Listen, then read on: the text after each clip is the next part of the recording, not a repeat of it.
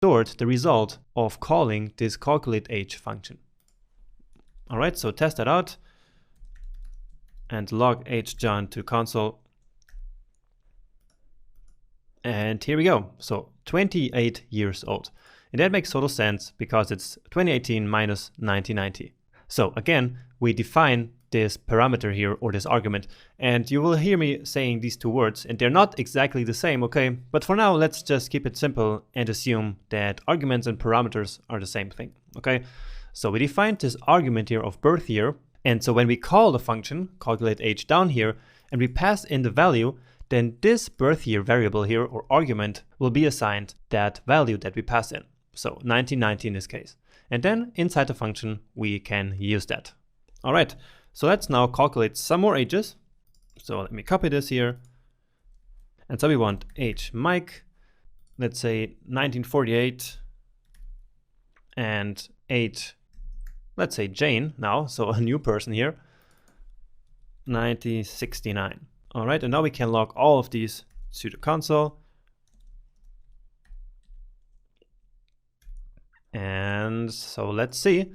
So 28, 70, and 49. And so now you start seeing the power of the function, because instead of having to write that same code here over and over again, we can simply always call the same function.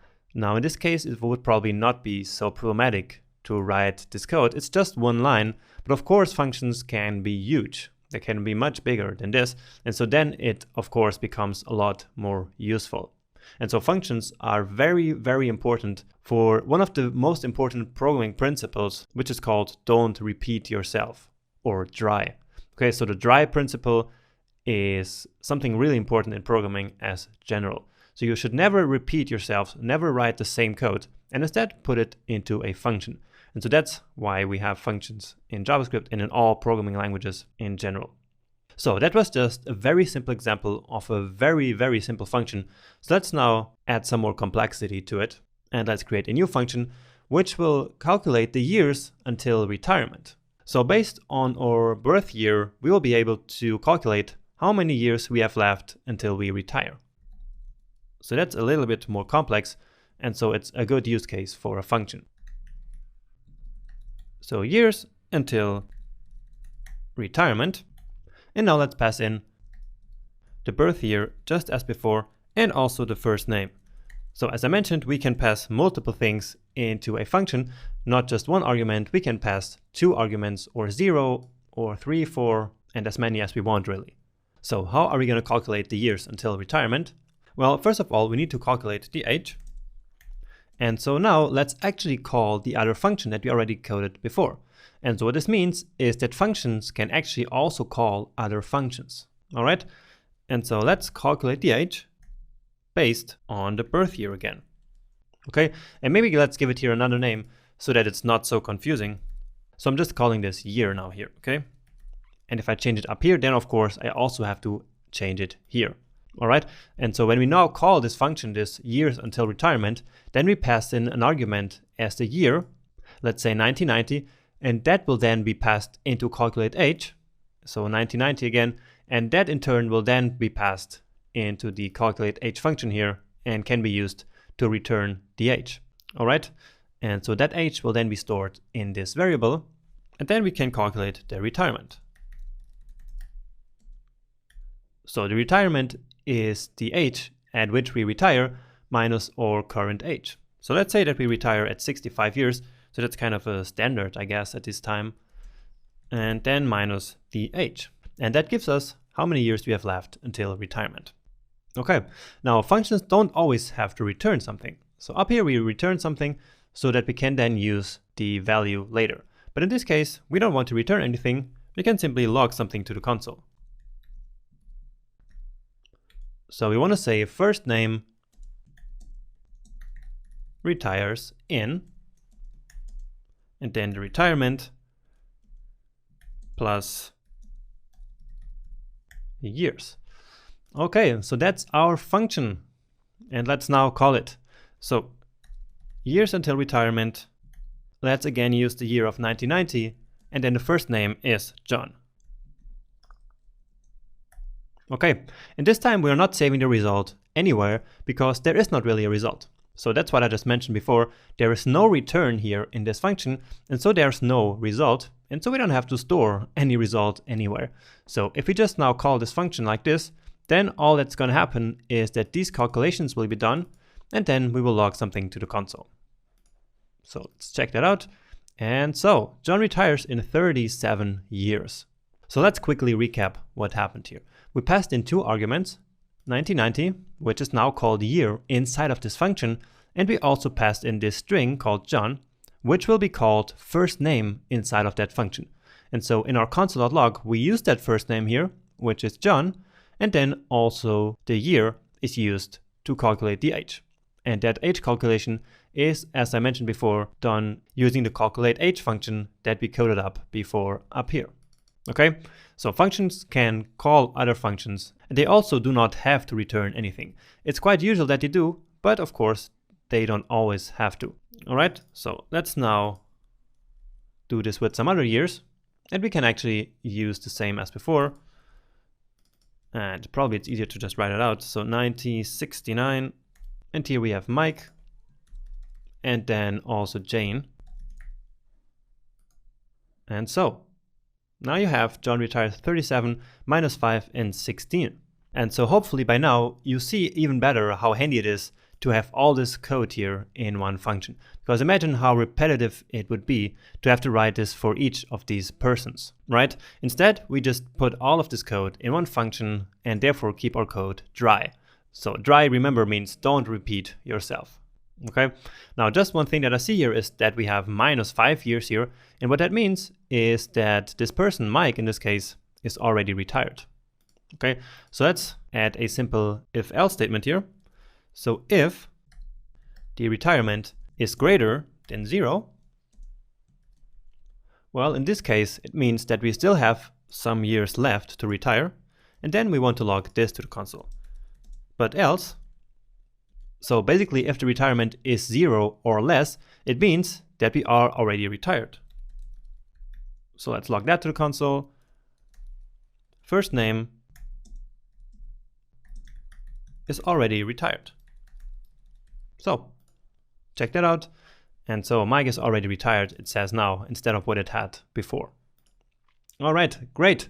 So these are the fundamentals of functions, which again are one of the most fundamental principles in all programming and of course also in JavaScript. All right. So what you have to keep in mind here, just to recap, is that we can pass in arguments into a function like this and like this, like we see here. Then we can return results from a function using the return keyword, and we can then save these results into variables like we did here. Also, functions can call other functions like we did here, and they do not need to return something, so it's not mandatory. All right, so that's the fundamentals of functions. Next up, let's talk about something called function expressions and function declarations.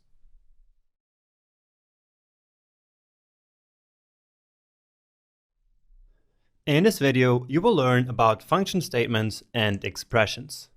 So in the last video, where we first talked about functions, I always declared functions using function statements, but there's actually another way of writing functions in JavaScript, and that is by using function expressions.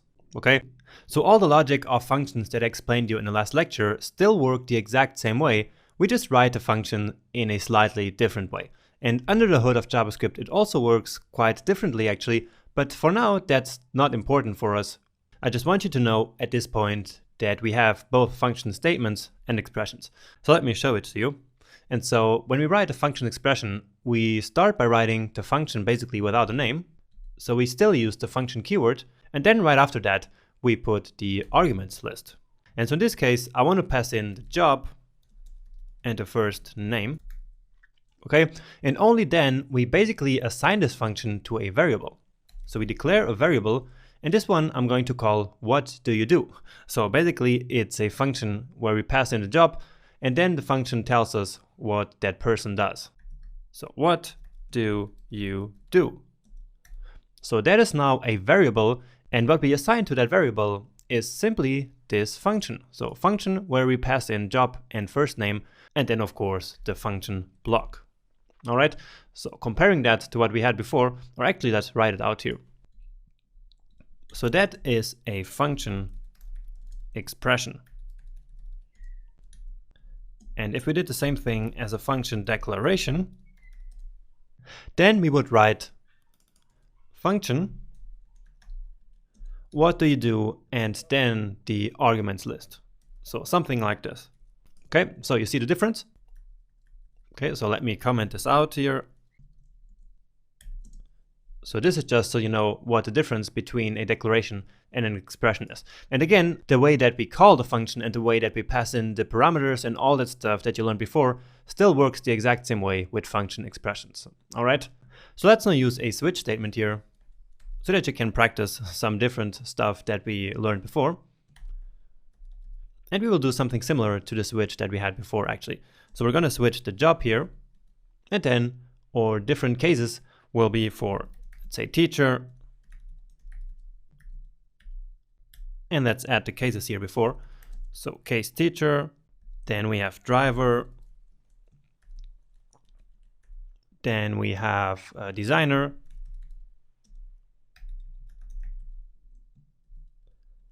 and then finally the default case if none of the before apply. All right. Now the other time where we did this similar switch, we had a console.log and then a break. But this time we're going to actually return something. So let's say we want to return first name plus the string that we had before. So teaches kids how to code.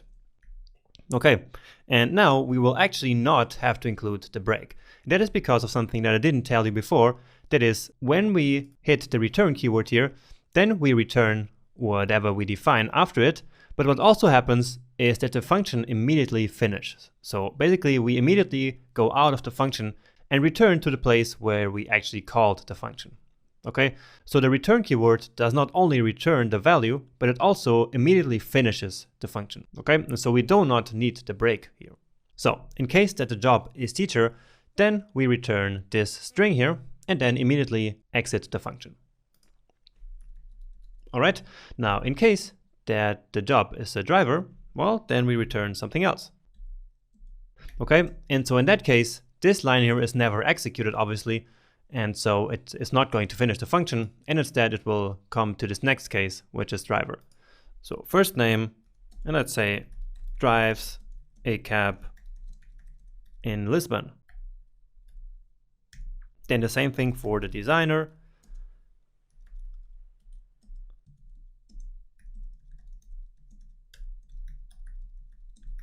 Designs beautiful websites. And then finally the default case.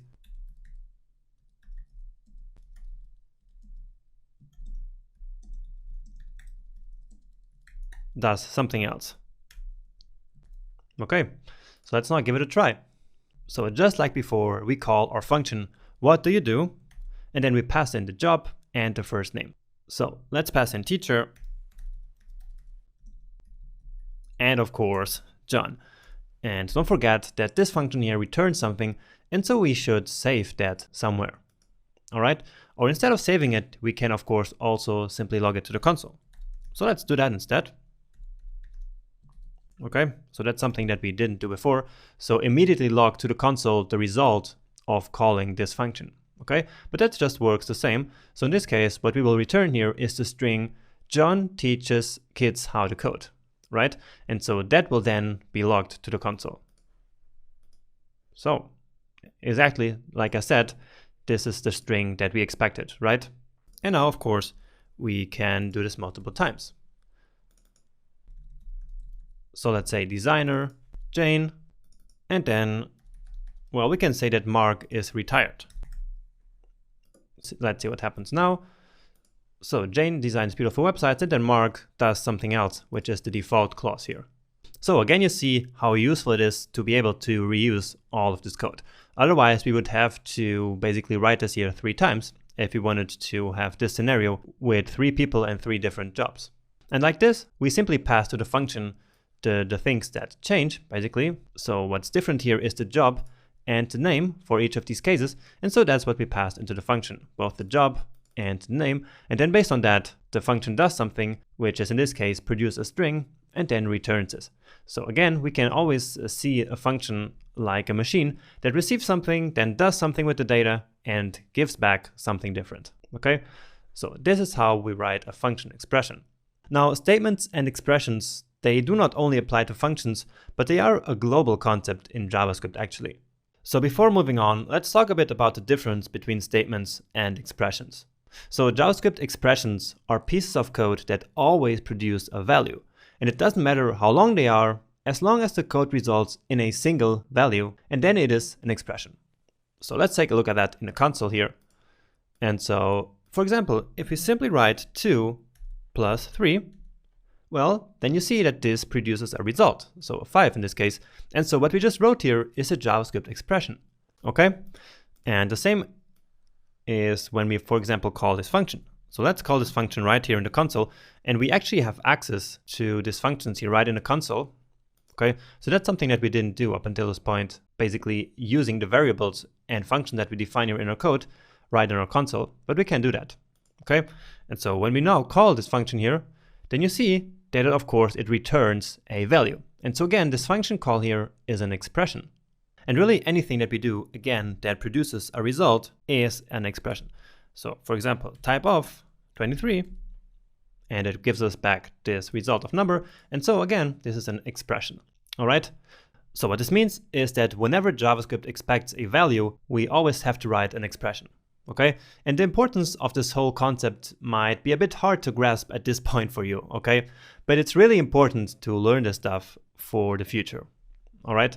So for example, here in this if-else statement, for example here, JavaScript, of course, expects a value here. And so this here needs to be an expression. And of course it is, because this operator here will, of course, return true or false. And so that is a result. And so therefore it's an expression.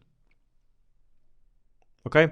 Now, anyway, about statements, they do just perform actions. So they do things, but they do not produce immediate results. So these are things like if-else statements, a while loop that we're going to talk about later, or even a function declaration. They don't produce any immediate value, and so they are called statements. So let's again take a look at that here in the console. And I'm going to write a very simple if-else statement here. So let's say if true, and so this if block here will of course be entered. So let's write console.log here of just some numbers, some random stuff, so it doesn't really matter here. And so let's hit return, and you see now here that what this returns is undefined. Okay, so it doesn't really return anything, but this 23 here simply comes from this console.log here. But the statement itself, it does not return anything. So it's just really this statement that doesn't produce a result. And so that's the difference between expressions and statement. All right, so coming back to functions here, we learned that function expressions produce an immediate result, while function declarations do not. And this will actually be very important for certain situations that you're going to learn about later in the course. So in these two lectures, we covered the very basics of functions, but of course there's a whole lot more to learn about functions. But again, I will leave that for a bit later in the course, so that we're now ready to move on to another huge and exciting topic, that is arrays.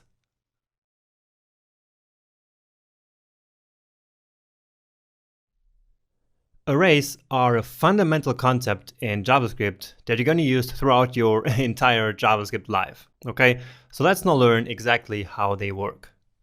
So in many previous lectures, we had different variables for different persons. But now imagine how handy it would be to bundle them all into one single variable. And in JavaScript, we have arrays for that. They're like collections of variables that can even have different data types. Okay? So let's declare a variable, like always, called names, and now we can use an array. And there are different ways of creating a new array, but the easiest and most used one is using brackets. So we use the brackets, and then in here we put our different values. So let's say we want an array of names. So John, then comma, and then we add a new element. So Mark, and then let's say a third element called Jane. All right, so now we have an array of names, an array with 3 elements called John, Mark, and Jane, all separated by these commas. Okay, so let's create a new one called years. And as I mentioned, there are different ways of creating arrays. So let's see another one, which is new array. So you can do an array like this, basically calling this array function here with the new keyword, and then in there you pass the data that you want to be in the array. So 1990, 1969, and 1948. All right, so this will be an array the same, but again, this here is far more used, and so you will usually not use this one, okay? I just wanted to let you know that it also exists.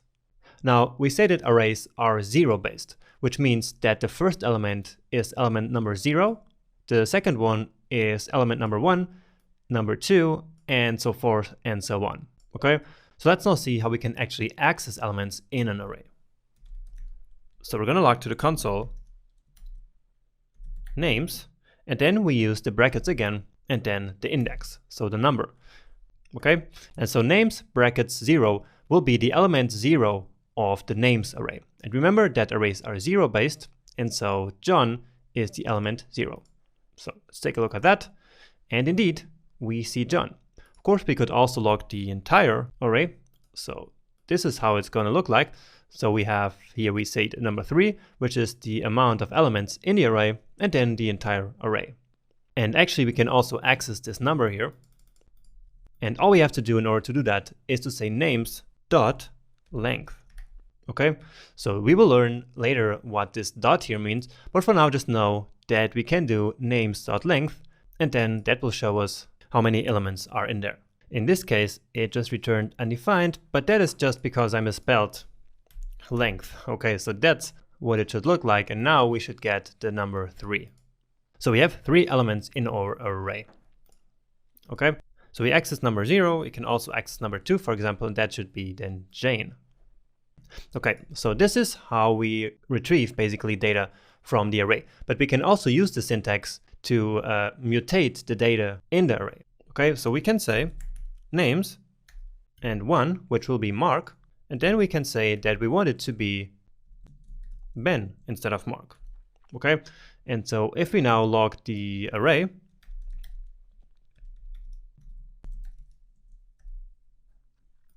then we should see that it's different. And so now it is actually on position number 1, it is Ben and no longer Mark. Okay, we can also add data to the array. So we can actually access a position that's not even there. So let's say we want position 5 to be Mary. So let's see what happens then. And actually let's put it here before this console.log. And so you see that now we have empty here, and then only then comes Mary. Now if we wanted to add the Mary as the last element in the array, we could use this property that we used before, so names.length. So remember that this is 3 at this point. If we say names.length, and this will then be 3, and so names 3 should be Mary. And so then it adds this as a last element in the array, basically. Okay, makes sense? So first, let me actually edit here. So muted array data. Here we can say initialize new array. Okay, so first here we mutated the array on position number 1 and added Ben. Then here we mutate the array at position number names.length, and that is 3 at this point. Okay, and so at names position number 3 we will add Mary, and so position number 3 will be the last one. So 0, 1, 2, and then 3 is the new one. Okay, so I hope that you start to see how useful arrays can be by holding this different data all in one variable. And of course, this can also be different data types.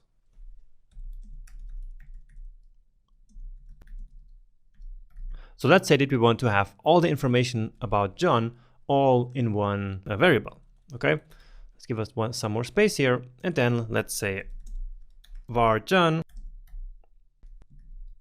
And now we can put the first name, we can put the last name, we can put the date of birth, we can put the job, and we can put that he is single or that he's not married. So let's say false. Okay, so now we have different data type all in one data structure, which is this array. All right, So these are the very, very basics of arrays, but let's make it a bit better even, because there are a couple of functions that we can basically apply to arrays. And these functions are called methods that are specific to arrays. And you will learn all about methods and why they are called methods in this case in the next couple of lectures. All right, for now just know that we can do something like this. So we have our John variable, and then we can say dot push, and then this is like a regular function. And the push function, or the push method, what it will do is that it will add an element at the end of the array. So let's say that John's favorite color is blue. And so if we pass in blue now here, it will then add that element to the end of the array. All right, so console.log John, and so let's see how that worked. And so indeed, we have now the array that we declared initially, plus the blue element at the end of the array. So that's what the push method, the push function here, did to the John array. All right, so don't worry about this dot syntax here and this function, this way we call this push function. We will learn about why it works this way in a couple of lectures. So there are a couple of methods that I want to show you now, because push is not the only one. There are tons of different methods for arrays, and I will just show you a couple of them now. So we can also use John unshift. And what unshift will do is very similar to push, but instead of adding to the end of the array, it will add it to the beginning. So let's say that we want to add a title, so Mr., so that it's Mr. John Smith. And so now we have the first element, the Mr., and then the rest, as we've seen in the previous steps. So these two methods here, they add elements to the array. Let's now see two methods that remove them. So John.pop, and what this will do is that it removes the element from the end. All right, so let's now then log it to the console again. And so now you see that we have the array from before, but without the blue element. And if we do it again, then it will remove yet another from the end. And so now we should also lose the false. So let's take a look at that. And indeed, it did now remove these two. Okay. And so finally, we also have a method, of course, to remove the first element. And that one is called shift. Okay, and so now we should lose the Mr. here. And yeah, indeed, it's gone. Okay, so push, unshift, pop, and shift methods. And now just one last that I want to show you, which is the index of. All right, so let me show that to you. So index of will return the position of the argument that we pass in inside of this array. So let's say that we want to know the position of the 1990. So we pass in this value, and index of will then return in which position this 1990 appears in the John array. So let's log that to the console so we can take a look at it. And so what do you think it will be? So take a guess, and now let's see. And it is number 2, and indeed it is. So 0, 1, and 2. Okay, so it returns the position at which the element is in the array, if it is in the array, and if that element is actually not present in the array, it will return -1. So let's say that we pass in something else, let's say 23, and so now it should return -1. And indeed it does, because we don't have any 23 in that array. And so one of the things that this method here is most useful for is to actually test if an element is in the array or not. So let me show that to you. And so let's use the ternary operator that we learned about before. So John.indexOf, and so now let's test if John is a designer. So we ask the position of the designer element in the array. So that will return a number to us. And then we say, if it's equal to -1, well, then John is not a designer. And else, John is a designer. All right. So let's check that out. And nothing happens, of course, because we didn't assign this here to any variable. So let's say var is designer. And then we can log it to the console.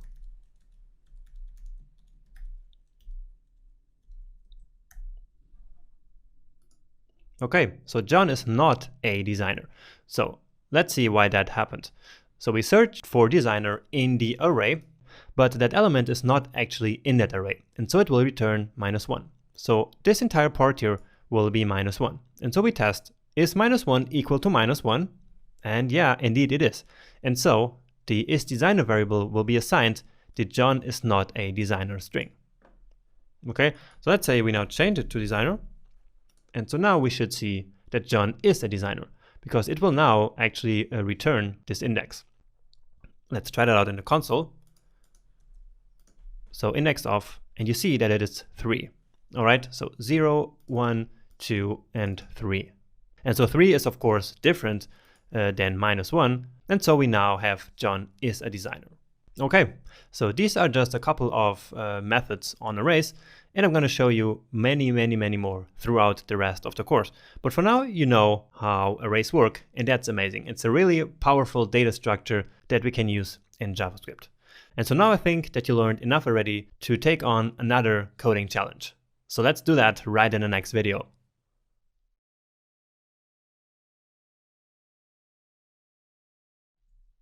Welcome to the next coding challenge. In this one, you're going to build a very simple tip calculator. So John and his family went on a holiday and went to 3 different restaurants. And the bills were $124, $48, and $268. Now, to tip the waiter a fair amount, John created a simple tip calculator as a function. And the way that John calculates his tips is that he likes to tip 20% of the bill when the bill is less than $50, 15% when the bill is between $50 and $200, and 10% of the bill if it is more than $200. And this may not make a lot of sense, but this is just for this small exercise, so we have some more stuff to do in our function. Okay, so in the end, John would then like to have 2 arrays as the end results. So one containing all 3 tips, so one for each bill, and then one containing all 3 final paid amounts. And with paid amounts, I mean the bill plus the paid tip. Okay, so we want a function that calculates the tip, and then we want 2 arrays, one with just the tips and one with tips plus the bill. Okay, and if you're not sure how to calculate a percentage, for example, if you want to take 20% of a value, you have to simply multiply that value by 0.2, which is 20 divided by 100. Okay, so that's very simple.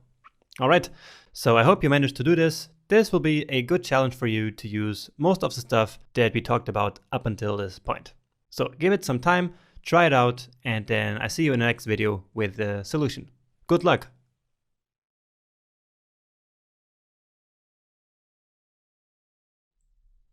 So I really hope that you gave the challenge a try, and of course that you managed to do it. So here goes my solution in case you're wondering how I did it.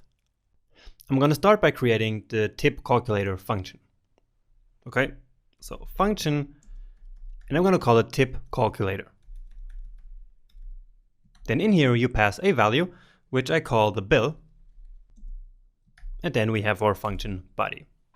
Okay, now we want to, depending on the bill value, to determine the percentage of the tip that John likes to pay.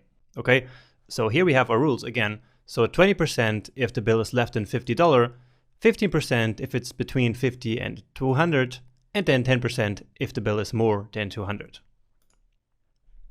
So I'm going to define var percentage here, and then I'm going to leave it. And now in an if-else statement is where I'm actually going to define the value for the percentage depending on the bill. So if the bill is less than 50, then the percentage should be 20. Or actually it should be 0.2. So we could write 0.2, but we don't even need the 0 here. So just 0.2, because that's actually the value that later we are going to multiply with the bill. Okay, so remember, to calculate 20% of a value, we multiply it by 0.2 in this case, because that's 20 divided by 100. All right, so else if the bill is greater or equal to 50, and if the bill is less than 200. So that's very similar to the stuff that we already did before, right? And so this should be nothing new for you at this point. So in this case, our percentage is going to be 0.15. and else the percentage will be 0.0, or actually 0.1, sorry. So 0.1, which is 10%, okay? And in this case, we don't even have to specify the if here, because if the bill is not less than 50 and not between 50 and 200, well, then that means that it's more than 200. And so this case here covers all of that. Okay, and so all we have to do now is to return this percentage times the bill. Okay, and so for example, if our bill was $100, then we would divide it with 0.15, which would then be $15. And so we would return $15 from this tip calculator function. All right, now you could of course have done this differently. For example, you could have done a switch like we did before. For example, where is it? So something very similar to, I'm not sure where, yeah, so here is it. So you could have done something similar to this one here, for example, as well, where in each case you would then return the bill times the current percentage. Okay, but it works fine just like this, okay? So just to tell that there are always different solutions for the same problems, okay? And now I just want to actually test this here with some value. So tip calculator, and let's set it to 100, and we need to console.log it. So again, this is just for testing to see if our function is actually working just fine. So this here should return 15, right? And indeed it does. Okay, so that's 15% of 100, which is between 50 and 200. Okay, now let's try it with 300, and we're going to take 10% of that, which should be 30.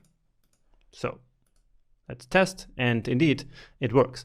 And now let's put, let's say $10, which is of course less than 50, and so 2% of that should be $2. And yeah, indeed it is 2. And so that means that our tip calculator is actually working. So all we have to do now is to create these two arrays that John wants as a result. So the first thing I'm going to do is to actually store the bills into an array. So we have 124, we have 48, and then 268, I believe. Let's just confirm that. And yeah, so these are the bills that we have. And then let's calculate the tips actually. So the first tip is calculated by using tip calculator with the bills on position number 0, right? Then the second one, and actually let's put it in a separate line here. So the second one is tip calculator bills on element 1. And then finally, the last one is calculating the tip with bills at position number 2. Okay, so we just created an array here which contains these 3 values, which all come from the result of calculating the tip using our tip calculator function. All right, so let's log it to the console here.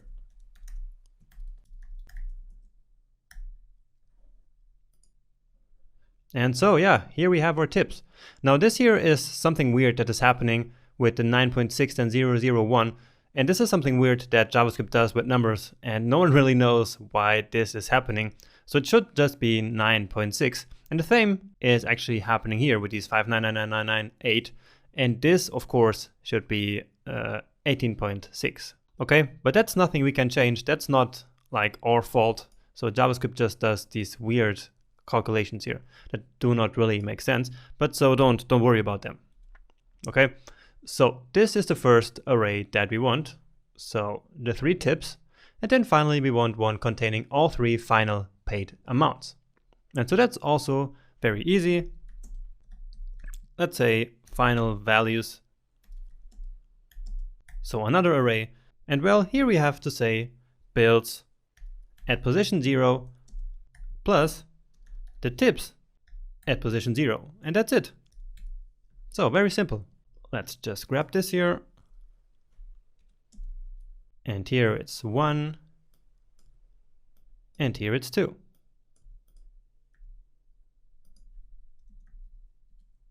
And so this is actually all that we need to do in order to have our final results.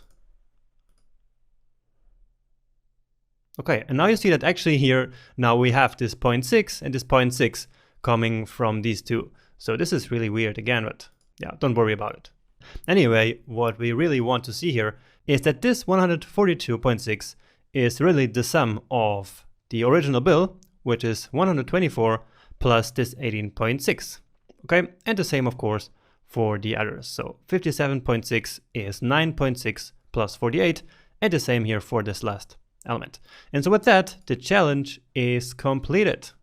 Okay, and you could have done it very differently, of course. For example, you could have declared empty arrays in the beginning and then used the push method to add all of these results to the array. But again, it's not really important that your code is the same as mine, okay? I cannot stress this enough. So what I really want you is to write code and to think about how to solve these problems. And if the results that you get are the same as mine, well then that's really fantastic.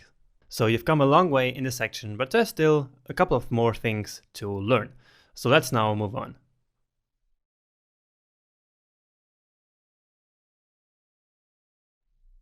Welcome back. In this lecture, I will give you an introduction to objects, which is the single most important feature of the JavaScript language. So let's get started. So the arrays that we've been learning about are very useful and are, of course, very much used in JavaScript programming. But imagine that you wanted to access an element of the array, not by its index, but by a specific name. So basically naming each of the values. And with arrays, of course, you cannot do that, but you can with objects. So in objects, we define key value pairs, which means that each value has a name, which is called the key. So in simple terms, we can use objects to group together different variables that belong together and that have no particular order. Just like, for example, the properties of John that we've been talking about in all these past lectures. So one fundamental difference between arrays and objects is that in arrays, the order matters a lot, while in objects, it does not matter at all. Okay, so let me actually show it to you how we can create an object. So we start again by defining a variable. And now the easiest way of creating a new object is with the so-called object literal, which is basically just like a container that we can fill with variables, which are called properties. So the object literal, we write it like this. So just curly braces, just like with arrays, we have the brackets. In objects, you have the curly braces. Okay, and so now we can start defining our key value pairs. So name, for example, and now John. Well, we can also say first name, just like we've been doing all this time, so that we keep our naming consistent here. So here in this example, first name is now a key and John is the value. And so we call all of this here a key value pair. We also say that first name is a property of the John object. Okay, but a bit more on that later. So for now, let's keep defining a couple of key value pairs here so that I can show you then how we can access them and also mutate them, just like I showed you in arrays. Let's also define the last name. So Smith. And then just like in arrays, as you've seen here, we have to separate these different lines, so these different key value pairs with a comma. Okay. So birth year, and again 1990. And you see that we can put all kinds of different data types in here, just like before. We can even put arrays in here. So why not? Let's define a family property. And now we can put an array in here saying the family members. So let's say that some family members of John are Jane, Mark, so Bob, and Emily. So as you see inside the object, we can actually have other elements like this. So we can even have an array. We could even actually put another object inside of the object. All right.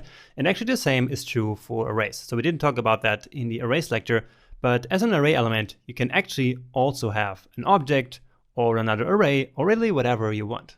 All right. And of course, you will see examples of all that throughout the course. So don't worry. This is really just the intro section. We're going to use all of this stuff a bit later. So we can define a job, and now also let's define the as married state, just like before. So we say false. Okay, and then the last one has no comma or semicolon, and that's it. So that is our John object. And we can now, just to take a look at how it looks in the console, just log it.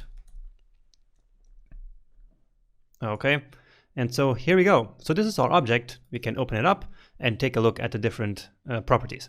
So as I mentioned, these are all the properties of the John object. And so maybe now you're wondering how we can actually access them. And that's a good question, and it's very easy. All we have to do is to use the dot notation. So dot first name, for example. And the text editor already suggests us what name we can write here. And so let's try it out, and here we go, John. So all we have to do in order to read the value of the key of first name is to use the dot. Okay, and so first name is a property of John, and we read it by using the dot notation. All right. So that's one of the ways in which we can do it, but there's actually another one. So one is the dot notation. And so let me now show you another one, which is using the brackets. So just like retrieving an element from an array, we can also use the brackets to retrieve an element from the object. But instead of using a number, we use the key name. Okay, so let's say that we want the last name now, and we then have to actually put it in quotes. So basically we have to put a string here. So last name. And so now let's check it out, and here we go with Smith. Okay, so this is here a string, remember. And so actually we can do even better, not exactly better. Well, there's one thing that we can do, for example, is that we can declare a variable, and let's just call it x here for simplicity's sake. And then let's call it the birth year. Okay, and so now in here, and this has to be a string, of course, and now in here we can use that variable. So we can say John X, and this X will then be birth year, and John birth year will be 1990. All right, so let's try that, and indeed it worked. Okay, and this small trick here can be useful sometimes, and so that's why I showed it to you. Okay, so keep that in mind. Sometimes this might come in handy. So this is how you retrieve data from an object. And now we also want to mutate the object, so just like we did with arrays, and it actually works in the exact same way.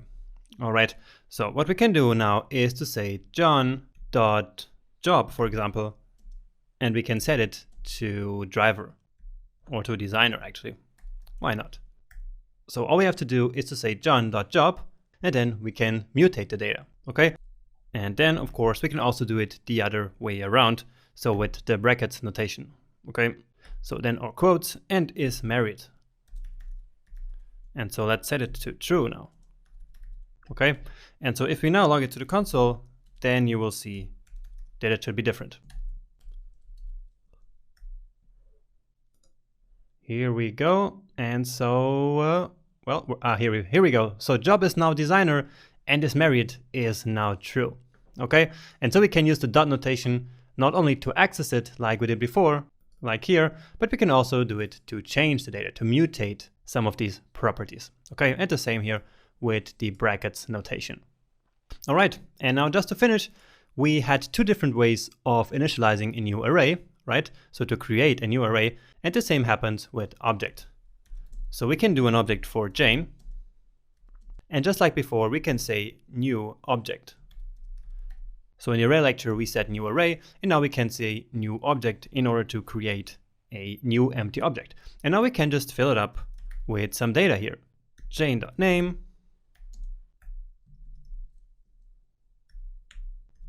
Jane.birth year,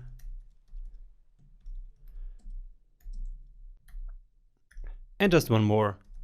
So Jane, and this time I'm going to use the brackets again, and so we can say now last name also.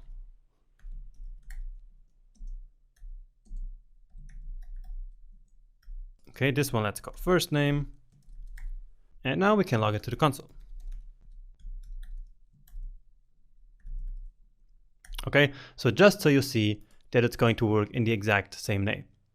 And here we have an error, so you see last name is not defined, and that's because it's not a string, which is should be. So let's try that again, and so it looks the exact same way as before. So again, it works just like the object literal. Let's actually write that down here. So object literal is a way of defining objects using this syntax here, so just with the curly braces.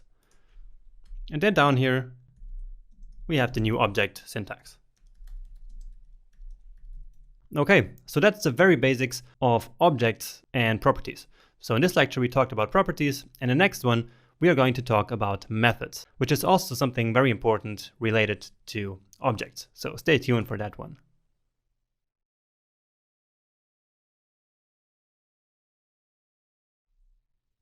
let's continue learning about objects, this time diving deeper into object methods. So we learned in the last lecture that an object can hold different types of data, right? So including arrays and even other objects. But we can also even attach functions to objects. And these functions are then called methods.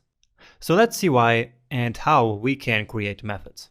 And for that, let's actually go back and grab our John object, so we don't have to rewrite it all again. Okay, and so here we have our object. So what we want to do here is to add a function, so a method, to this John object in order to calculate the age of John. So we don't want to have the age hard-coded in the object because it changes every year. And what stays constant, of course, is the year. And so instead of having the age hard-coded here in the object, we have a function that calculates that age. So all we have to do is to basically define another key. So calc age, which stands for calculate, of course. So calc age, and now just like before, we define the value. And the value here is a function expression, basically. So we write function and then the birth year. All right, and that's it. Now all we have to do is to write our function body. And now maybe it makes a bit more sense why we learned about function expressions and function declarations before. So this here is clearly a function expression, right? So it's like we have a function without a name, just with the argument, which we then assign to a variable, which is in this case, this calc age. And so this function here is now a method of John, okay? So now all we have to do is return the year, just like we did before, minus the birth year. Okay, simple, right? Now, how do you think we are going to call this? Well, it's very simple again. And let's console log the result of calling that function. And so the way we call it is just the same way that we access properties. So John and then dot. And instead of accessing one of the properties, we simply access calc age. And then it's just a normal function call. So calc age, and then we pass in the year. So 1990 in this example. And so now we will get the age, which is 28. Great. So that is the very basic functionality of methods. And remember that in the array lecture, I showed you methods for an array. And so that means that arrays are actually also objects, right? Because that's the only way that they can have methods, right? Because only objects have methods. So arrays have all these functions to change them, like push and pop. Remember? We will dive deeper into why things work like this and how we can create this same functionality for our objects later in the course, okay? For now, we're just talking about the method basics. So just to learn how methods really work. Now, continuing with our John example here, I'm sure that you noticed that the year of birth of 1990, this one here that we passed in as an argument of the function, is actually already defined in the John object itself. Right? So it's already here, in fact. So what if instead of having to pass it into this function here again, we could access that property right from this method inside this object? Well, it turns out that we can. And that's because in every object, JavaScript gives us a special keyword called this. Okay, and so let's try that out. And so instead of having to pass in the birth year, which is already defined here, we can say this.birth year. Okay, so this, what it means here in this context is John. So this means this object, the present, the current object, okay? And so when we call this method here, this.birthYear will mean John.birthYear, all right? So let's try that out again. And let's just change it here so that our output here is going to change. So let's put 92 here now. And if we reload, well, you see that he's not 26. And what that means is that this actually works. So we can access now this.birthday because this, again, means simply the current object. So basically the object on which we have calc age. Okay, so that's great. But let's actually take it even one step further. So what if we actually wanted to store this result right into the John object? Well, we could do it like this. So we would first calculate the age. So just like this, and then we would say John.age equals the age, right? Or we could actually do it all in one line. So something like this. Okay, So we call john.calcAge, which will return the age, and then we set john.age to that result, right? So remember that we can set properties like this, just as we learned in the last lecture, right? But we actually can do even better. So if we can access a property in the current object like this here, well, then it means that we can also set it, right? And so instead of returning this number here, we can simply say this.age should be equal to 2018 minus this.birthyear. Okay, and so now all we have to do is to call this function, right? But then we can also log the entire object to the console just to see if the result is really there. And let's see, and indeed, here we have the age of 26, and so this worked. So the this keyword is something really powerful and really important that you will have to master throughout your journey of learning JavaScript. So remember, in this lecture, we went from actually having to pass in the birth year as an argument to the function to being able to read the birth year directly from the John object using the this. And then from there, we went even one step further, and instead of returning the age result, we also stored it right into the object. And so that's the best we can do, and that's the way it's supposed to be working, all right? So if you understand this basic functionality of methods and this keyword, then you're well on your way on mastering objects later in this course, okay? Because this is actually a very complex subject, and we will dive much, much deeper into it later in the course. But for now, I really just want you to understand that an object has a special this keyword, which basically points to itself, and I want you to understand that you can use methods like this, so just like I showed you in this video. All right, makes sense? So I think you're now ready for yet another coding challenge. I hope that you like these. I think they're perfect for you to practice your skills and what you just learned. So hopefully I see you there in a second.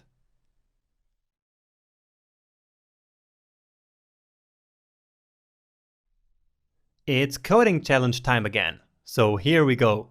And let's remember the first coding challenge where Mark and John compared their body mass indexes. So let's now implement the same functionality, but this time with objects and methods. So for each of them, create an object with properties for their full name, mass, and height. Then add a method to each object to calculate the BMI. And what I want you to do here is to both save the BMI to the object and also return it from the method. And then in the end, I want you to log to the console who has the highest BMI together with the full name and the respective BMI value. All right? And again, don't forget that they actually might have the same BMI. And if you don't remember the formula for calculating the body mass index, then it's down here again. And you can also go back to the other challenge and find the solution there. Just keep in mind that the mass has to be in kilogram and the height in meter. Okay, so this again is using the knowledge that we just learned in the last two lectures. So I think this is a fun way for you to retain that knowledge immediately. Okay, so good luck and see you once you're finished.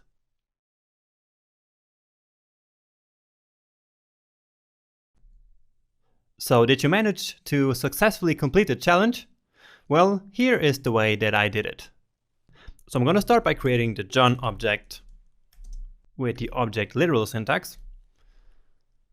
And let's give it some more space down here. All right. So then the full name property will be John Smith. Then the mass is 92 kilograms. And the height is 1 meter and 95 centimeters. So 195. And then we need to calculate BMI method. So this is the trickier part, right? But it's still not really difficult. Okay, so we use a function without any argument, and that's because we're going to read the mass and the height both from the current object, right? And so how are we going to do this? Well, the formula is this dot mass, okay, divided by this dot height times this dot height. So the height squared. Okay, so remember that this here means the current object. So it will read the mass from the current John object. And so the mass here will be 92. And then the same here for this dot height. and of course this here as well. So here it will be 1.95 times 1.95. And where do we want to store this result? Well, it should be in this .bmi. So remember, we can not only read properties from the object using this, we can also set them. And so here we set this .bmi should be result of this formula. Okay, and so that's actually it. So we calculate the BMI, and then remember that here from the text that we should also return it.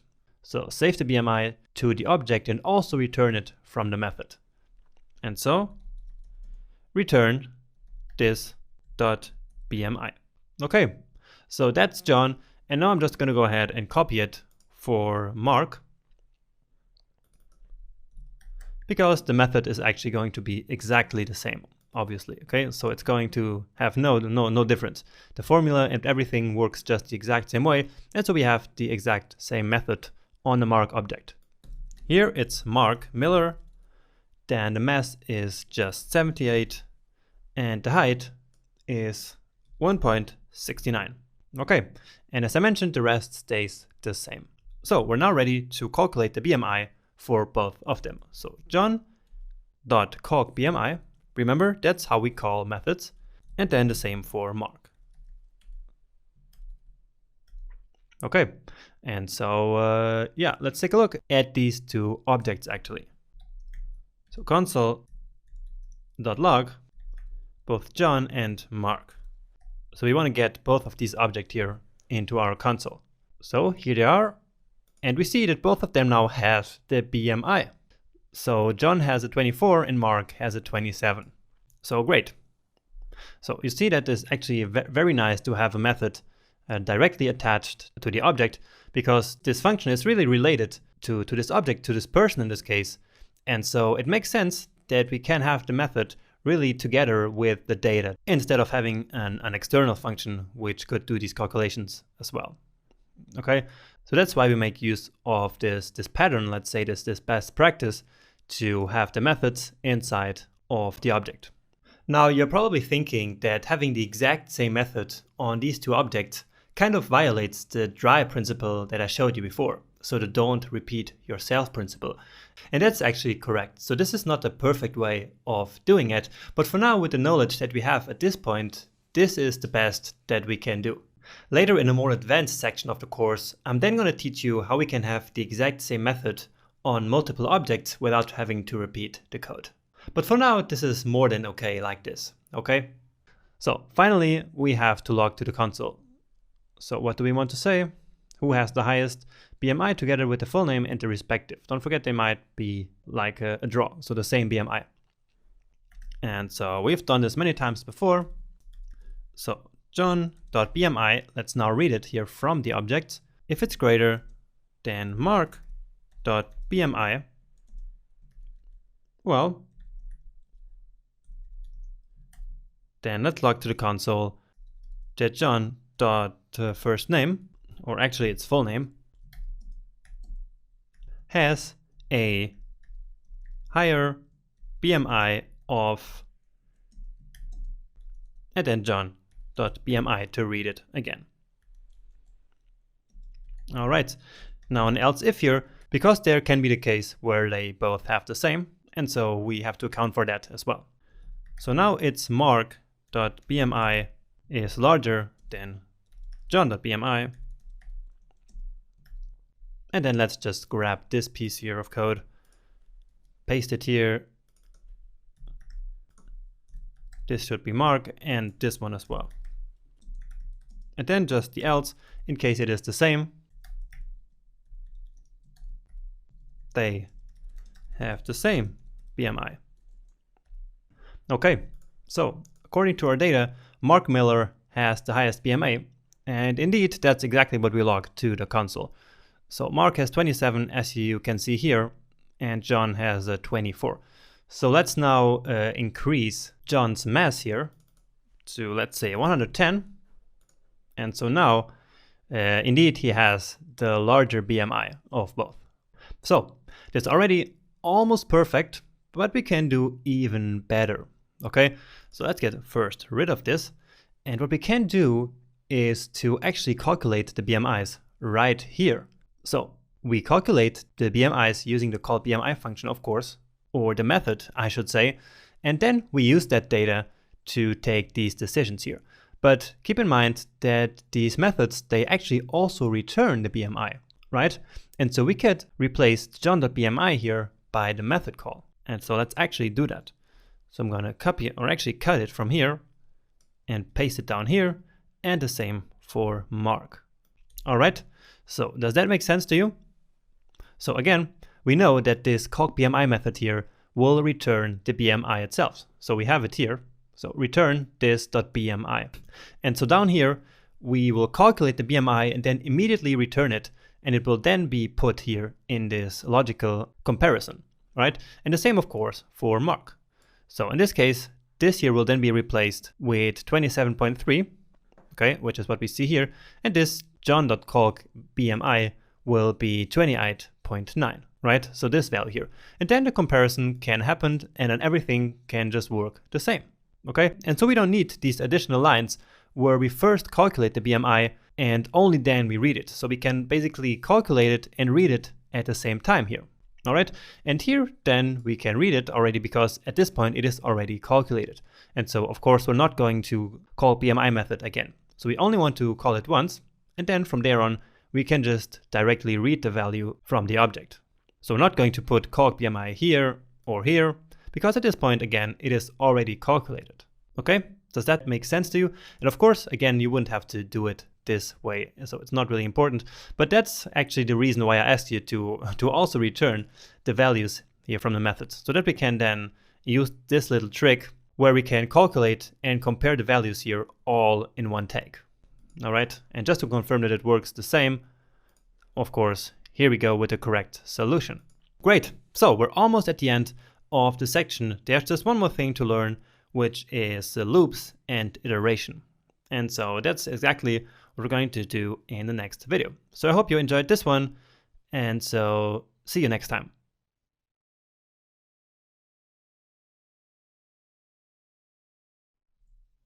So we're almost finished with the basics of JavaScript, but there's still one thing missing that's crucial to programming in general, and that is loops. So in the lecture where I first introduced you to the if-else statement, I mentioned that it was just one of many control structures. And so here are some more control structures, loops. So loops are a very important aspect of any programming language. Just imagine that you have a very repetitive task. Instead of writing, like for example, 10 lines of the same code, you would just use a loop. So we can basically automate repetitive tasks using loops. Okay, and there are different types of loops in JavaScript, and we will start with a simple for loop. So suppose we needed to print the numbers from 0 to 9. Okay, so something like console.log and then 1.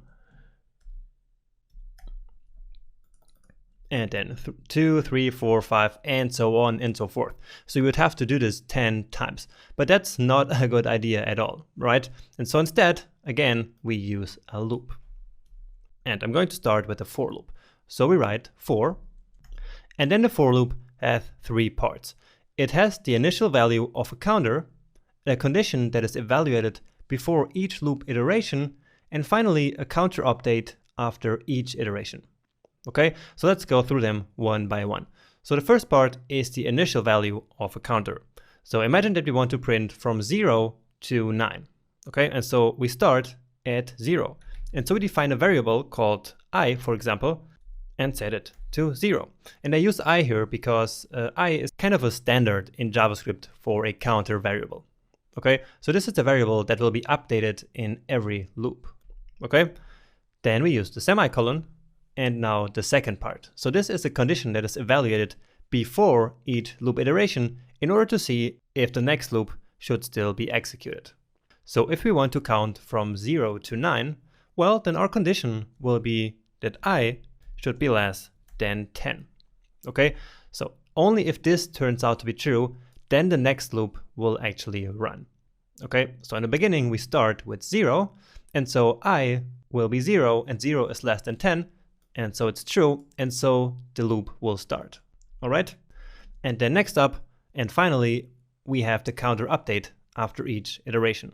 So if we want to count from 0 to 9, like 0, 1, 2, 3, 4, 5, all the numbers, then in each iteration, we want to increase I by 1. Okay, and remember a special operator to do that, it is the plus plus. Okay, so this is the same as writing I equals I plus 1. Remember that? Okay, and then in here we have basically the loop block. So what should happen in each of the loops? And in this small example, all we want to do is to really log these numbers to the console. So console.log I. And so that's it. That's really it. Let's take a look. And so now here you see all of these 10 numbers from 0 to 9. All right, so let's go through it again and see why this works. So I'm adding a comment here and try to write out what happens in each iteration. So we start and I will be 0, right? Then the condition is evaluated, and so 0 is of course less than 10, and so that's true. And so we will then log I to the console. So log I to console. And then finally at the end, the counter is updated. Okay, and so I plus plus. Okay, then in the next iteration, we will have I is already 1 at this point, right? And so the test is now I less than 10, which is still true. And so the next iteration will start. And so again, we log I to the console, and then I will be incremented by 1. So we do that a couple of times until we reach the end. Okay, so let's actually copy this here. And again, this is just to show you how this works. So this happens a couple of times until we're at a point where I is 9 already. And so, and here I wanted actually the less symbol. Okay, and so at this point we are at 9, and 9 is still less than 10, and so it's true. Then we log the I to the console, and I gets incremented just like before. Okay, but then it means that at the next step we are at 10. And so 10 less than 10 is now false. And so we enter the loop. We exit the loop, which means that the loop finishes and it no longer continues working. Okay, and so that's why we stop at 9. All right, does that make sense? Now we can of course change some stuff here. So imagine that we wanted to count until 20. So we can put 20. Actually, this will go until 19. Or imagine that we wanted to really start from 0 and include the 20. So we wanted to start from 1, not 0, sorry. So starting from 1, and we wanted to include the 20. So we can say less or equal, right? And so in this case, this will only fail as soon as I is 21. And so we start at 1 and go all the way to 20. And we can also add like a step here. So instead of simply adding 1, we can add 2 in each iteration. So let's try that. So instead of doing I plus plus, we can do I plus equal 2.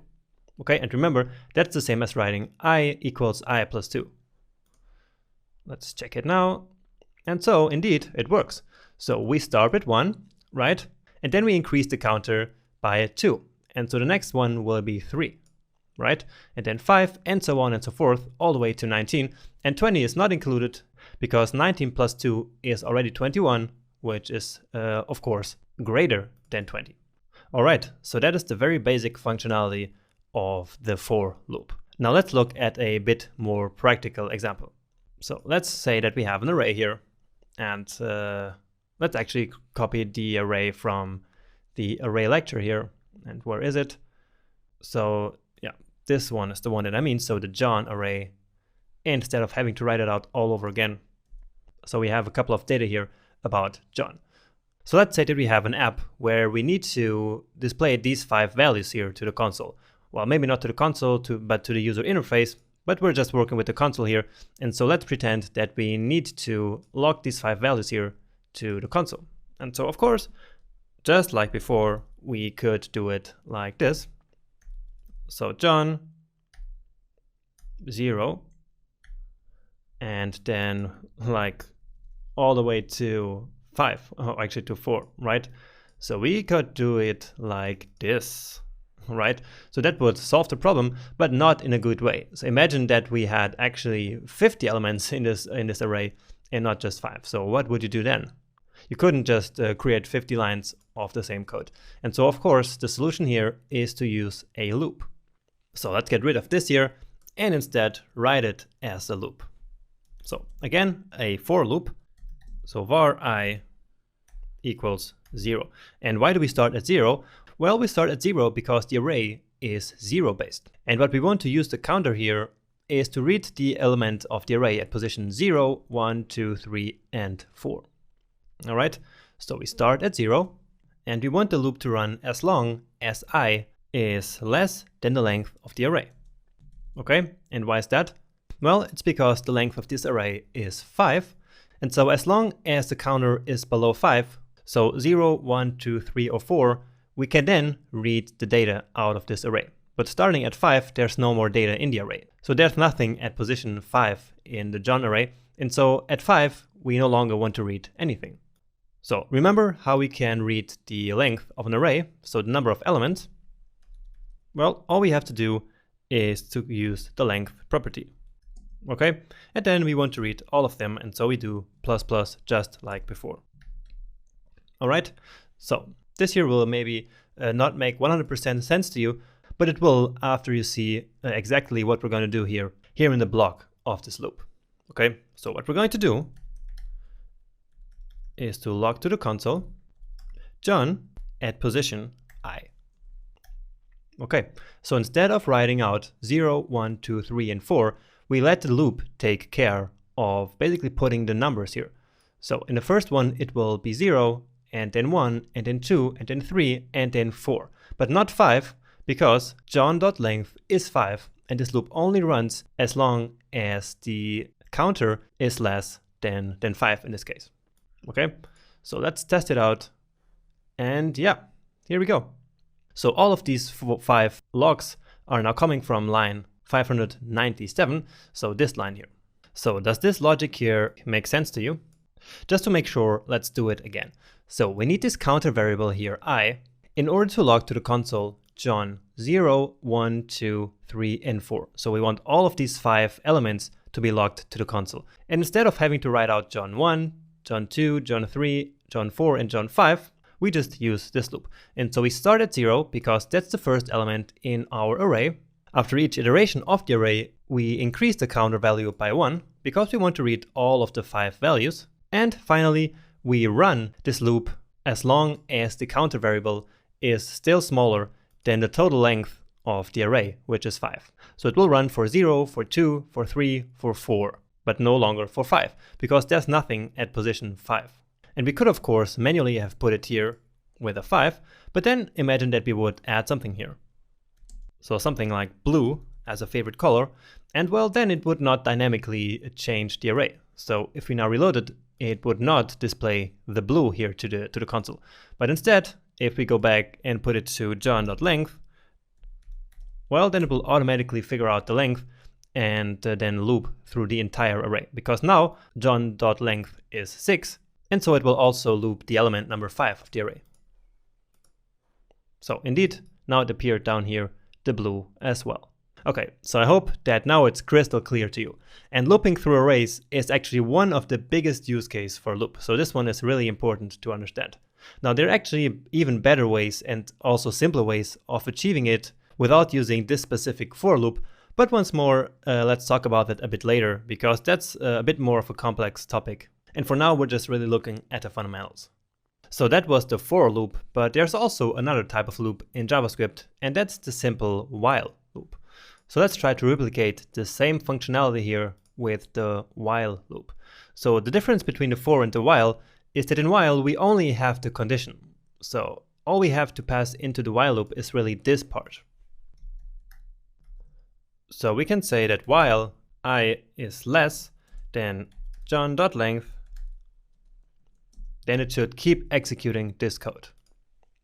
Okay, so basically this logging functionality here.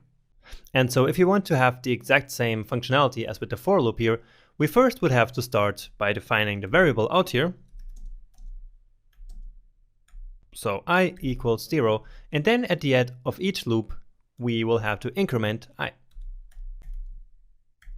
Okay, and so that's actually it. So this here is now the exact same thing as this for loop here. But of course, it's much easier to just use the for loop here. Okay, I just wanted to let you know that there's also a way of doing it with the while loop. So let's add some comments here.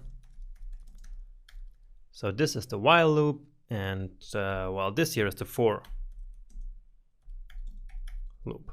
All right, and now I just want to show you the continue and the break statements.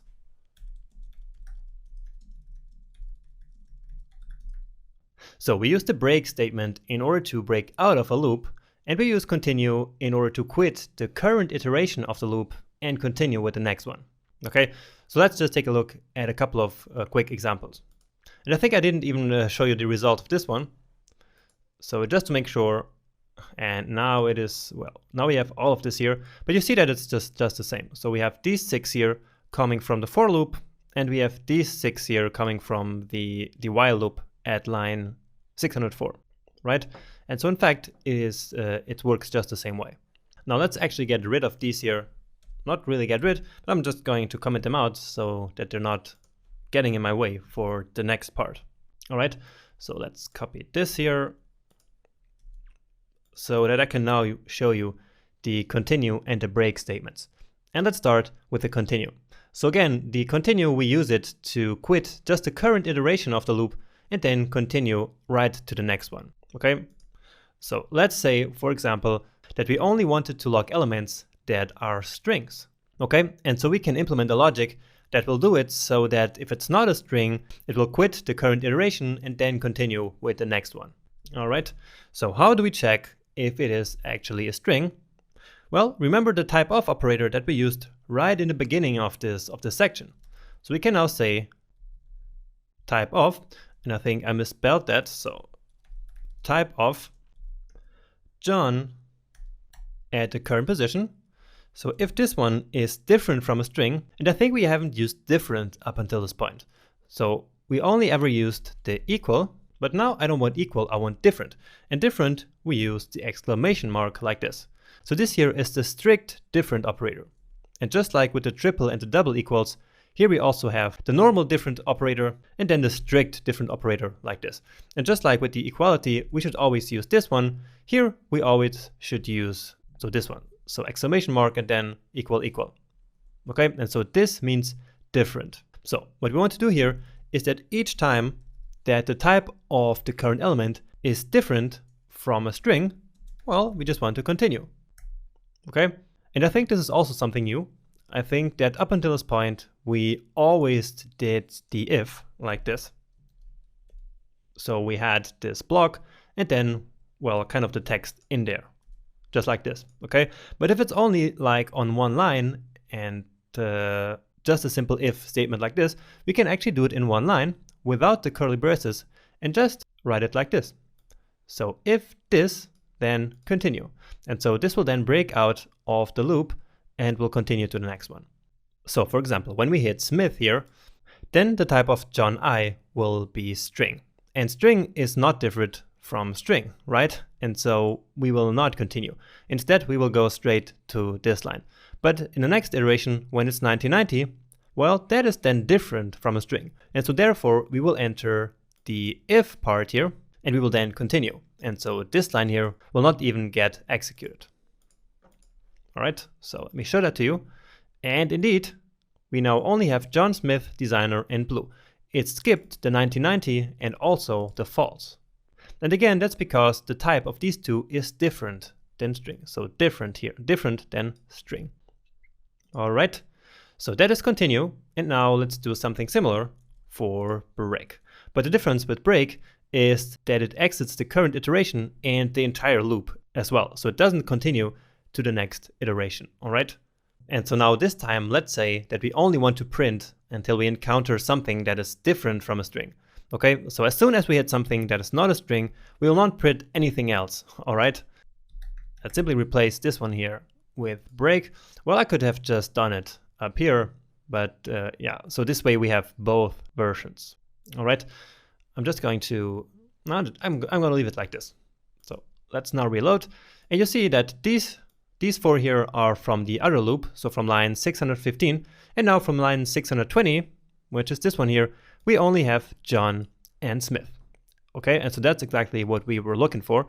So it prints this string, then this string, and then it encounters something that is not a string, and so it breaks out of the loop and doesn't print anything else from there. Okay, so that is how continue and break work. I hope that makes sense to you, okay? All right, and now just to finish, I want to give you a small challenge. Imagine that we wanted to loop through the John array here, so this one here, the other way around. So starting from blue, then false designer, and then all the way to John. So how can we solve that? How can we loop through the array the other way around using a for loop? So do you think you can solve that? You can try to pause the video here and give it a second and try it out for yourself, okay? So did you figure it out? So let's add a comment here before we do it. Looping backwards. And really all we have to do here is to think where we want our counter to start, what the condition should be, and what we want to happen with the counter variable. So starting with I, what do we want I to be in the beginning? Well, we have this John array, give it some space here, and we have 6 elements in here, 0, 1, 2, 3, 4, and 5. All right, and we want to start at element number 5, right? And so what is this 5? Well, it's just the length of this entire array minus 1. Okay, and so let's write exactly that. John.length minus 1. Okay, and that will be 5 in this case. Then how long do we want this array to run? Well, we want the array to run until I hits 0, right? So the last one that we want to print is the first element of the array, which is 0, okay? And so I should always be greater or equal to 0. So greater or equal to 0. Make sense? So remember that whenever this here turns out to be true, then the next loop will be executed. And so what we want here is it to be executed whenever I is larger than 0. Okay? Because now what we will do here after each iteration is to actually decrease the counter. Okay? Make sense?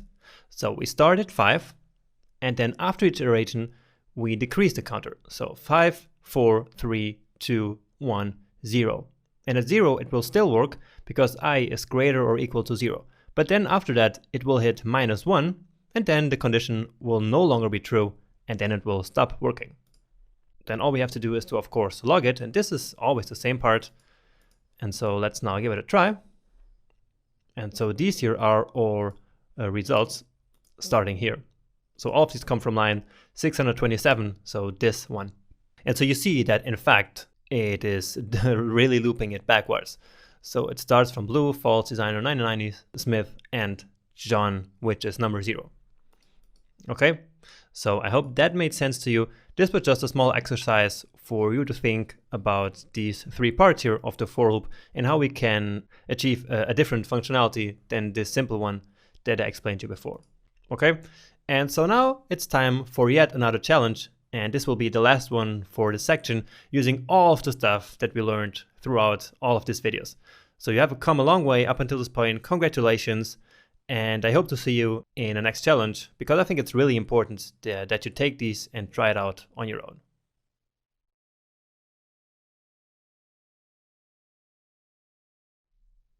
Welcome back to the last and most exciting coding challenge of this section.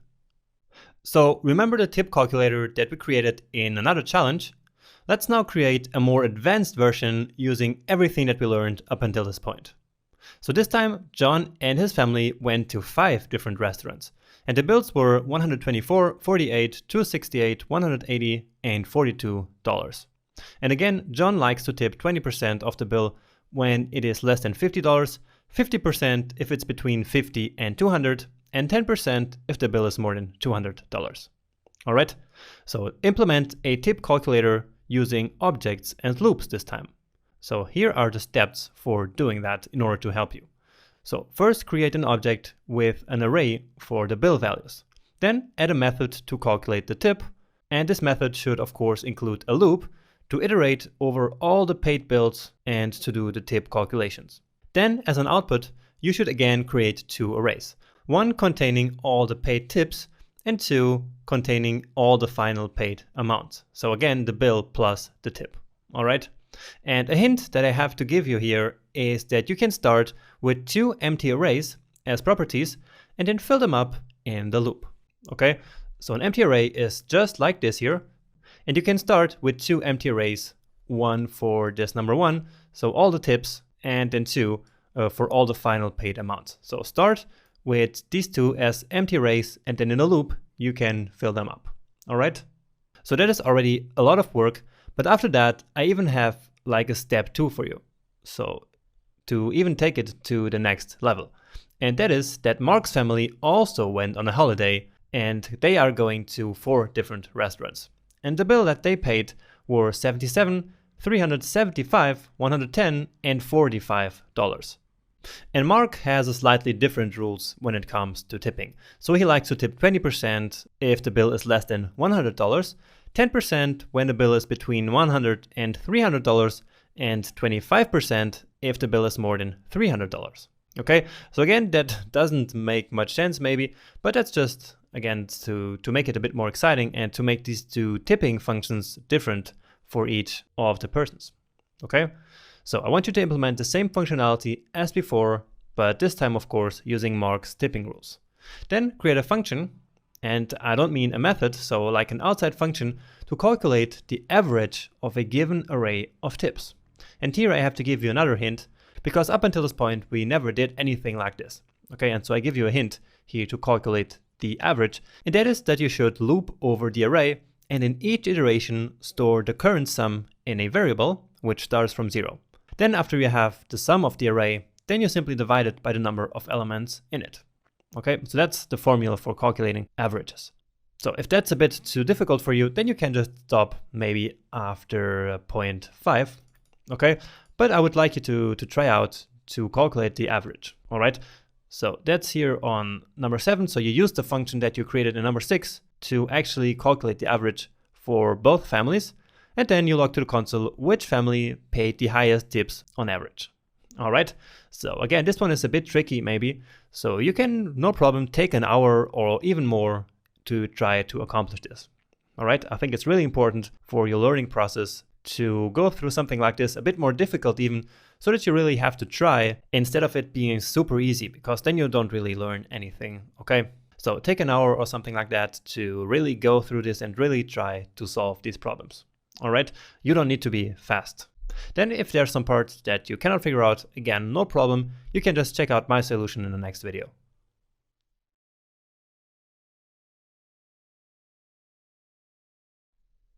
All right, here goes my solution for the first part of the coding challenge that I just showed you.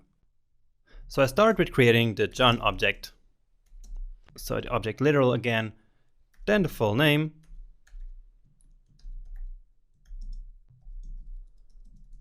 John Smith, and then an array of the builds, just as it says in the instructions. And the builds are 124, 48, 268, 180, and $42. Okay, and that's all the data that we need. Now we're already ready to write our calc tips function, or method, I should say. So function without any argument, such like before. And so this challenge here is actually a bit similar to the one before, where we calculated the BMIs for John and Mark. The only difference is that this time we also need some loops. And so that adds a new level of complexity to this function here. All right. So remember how I said that you should start with an empty array for both the tips and the final values. And while you could do that, you could do it like this. So tips, and then here an empty array. But I figured that it would be a bit cleaner to start without it here. And instead, as soon as we run the function, then we add these empty arrays to our object. Okay, so how do we do that? Well, we just say this.tips equals an empty array. And then also this.final values is also an empty array. Okay, so I'm giving it the same names as I did in the other tip calculator. So tips will be the array with all of the 5 tips, so 1 for each of these bills, and then the final values is the array where we will have the sum of each tip with each bill. Okay, and so now we have to loop through the bills in order to calculate the tip for each of these values. Okay, and so of course we're going to use the for loop, such as we learned in the last lecture. For, and we're starting at I, 0, and we're going until I reaches the length of the bills array. So once more, it's the exact same thing as we did in the last lecture, okay? So we're just applying what we just learned before. So where is this bills? Well, it's at this dot bills and then dot length. And so here you see something for the first time, which is 2 dots, okay? And actually the dot is an operator. So let's go to our operator precedence table that is still opened here. And here you have this operator, which is called the member access, okay? And we see that this one is executed from left to right, all right? And so this is why this works. So here is the first one, so the first dot. And so this dot builds is the first part that will be executed. And so this here will be basically replaced with this array. And so we end up having this array here, and then after that, we read then the length property, this one here, of that array. Okay, so if it was the other way around, if we started reading this way here, then it wouldn't work at all, because bills.length would be something unknown. So it wouldn't exist, because all that exists is this dot bills. And so of course, it makes a lot of sense that we start basically reading, that we start executing from left to right. So that was just a small detail, but I think it's important to really understand why these things actually work the way they do. Okay, I hope you agree with that. So I++. All right, makes sense? So again, we're going all the way until we reach the length of the bills array, which is 6 in this case. So we execute it for 0, 1, 2, 3, and 4. Okay, so the length is not 6, it's 5. I think I said 6, but of course it's 5. All right, so what are we going to do in each iteration? Well, just like before, we are going to determine the percentage based on the tipping rules. Okay, so let's write that down here.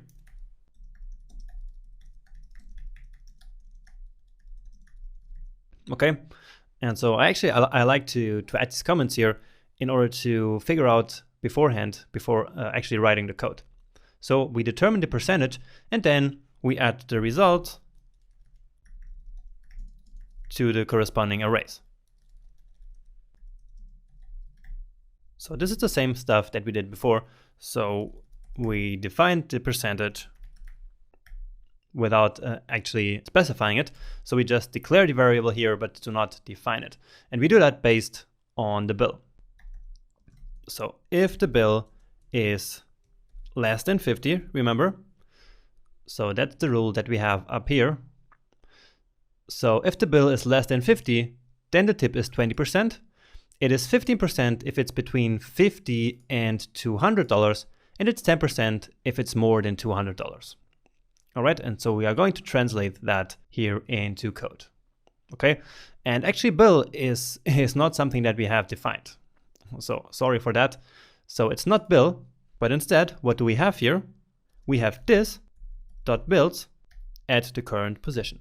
Okay, so maybe this is starting to become a bit confusing. Okay, and I totally get that.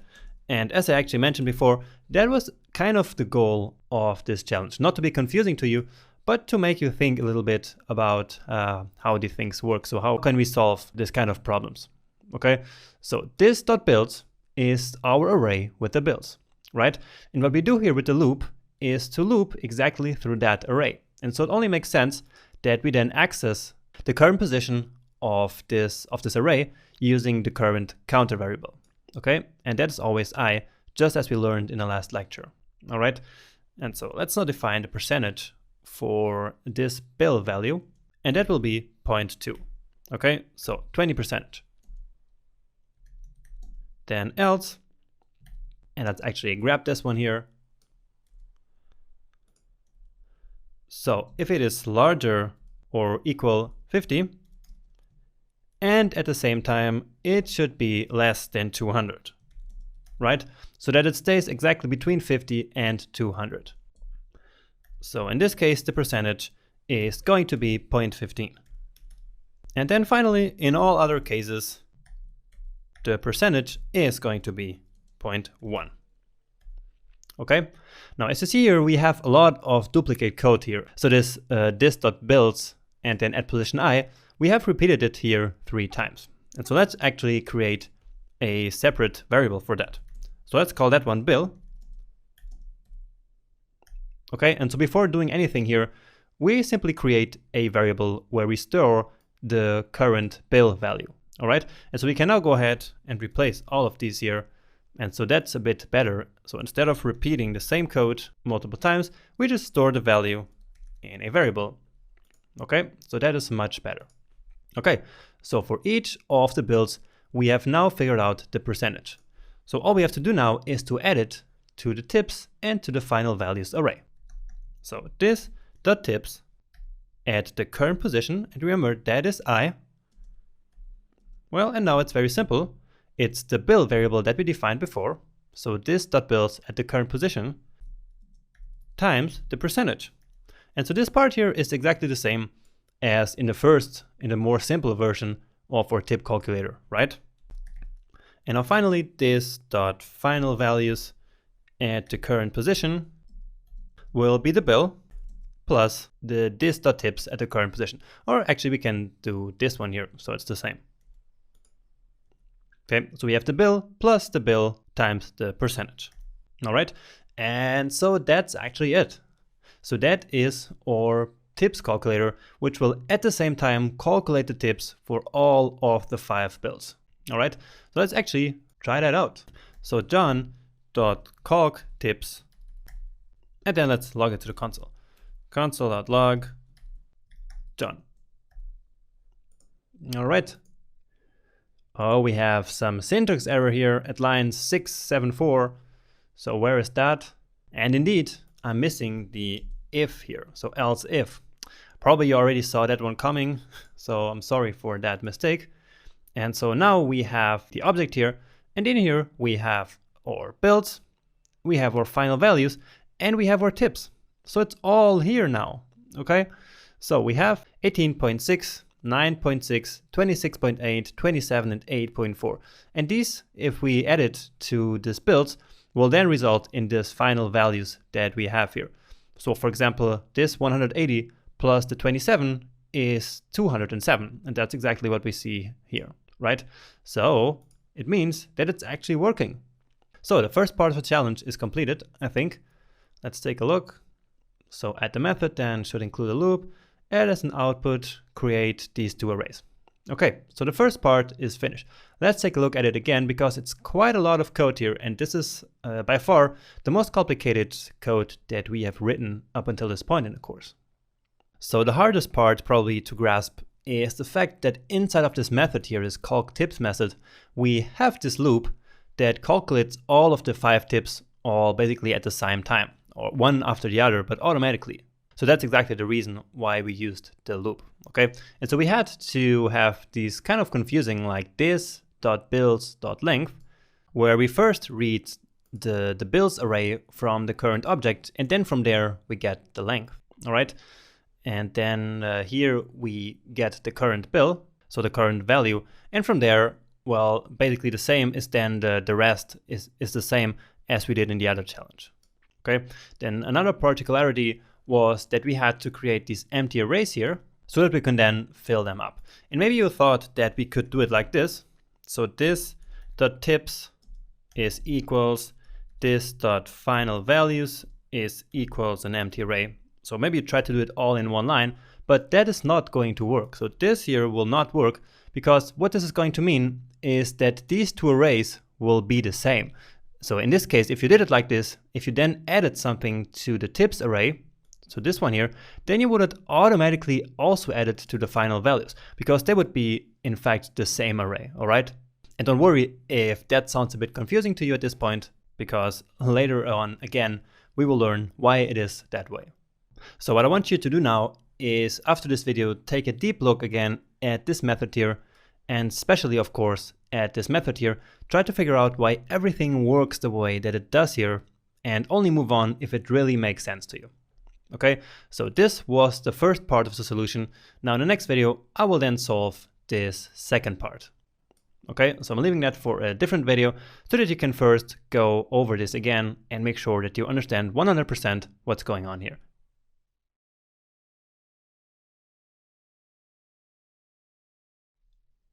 And finally, here goes the second part of my solution. And we left off after creating the John object, including this huge calc tips method. Okay, now for Mark, this is all going to be very similar. And so I'm just going to go ahead and copy this entire object and then do some changes to it. So the name, of course, is not John, but Mark.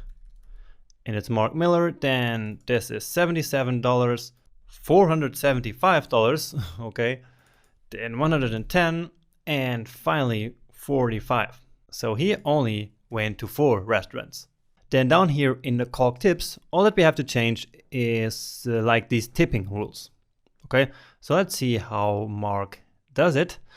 So he likes to tip 20% when the bill is less than $100, 10% if it's between 100 and 300, and 25 if it's more than 300. So let's translate that into our code. So here it's 100. So less than 100, it's 20%, or actually less than 100. Okay, then if it's between 100 and 300, he gives 10% as a tip. And if it's even greater than 300, then he gives 25. So probably because he's at a very fancy restaurant and then he needs to give more tips, something like that. Okay, so that is the Mark object, and it's already done. So let's do the calculation here for Mark as well, and then log both John and Mark to the console. So let's check it out. And indeed, here we have our tips and our final values. All right. So this worked already. We now have the tipping completely implemented for both Mark and John. So let's take a look at what the next step is. And it is to create a function to calculate the average of a given array of tips. And then, of course, calculate the average for each family using that calculator, so that finally we can log to the console which of the families paid on average the highest tips. All right, so let's create that function. And I'm going to do it here after this object. So function calc average. And it's going to receive a tips array. Okay, so now I'm going to do what I told you as a hint. So I'm going to start with a variable called sum, which will start at 0. Okay, so in the beginning, of course, our sum is 0. And now what we have to do is to loop over the tips, and then in each iteration add the current element to the sum. So let's implement that. So for, and once more we start with a variable called I at 0, with I less than the tips.length, and then we increment I. So this is pretty standard.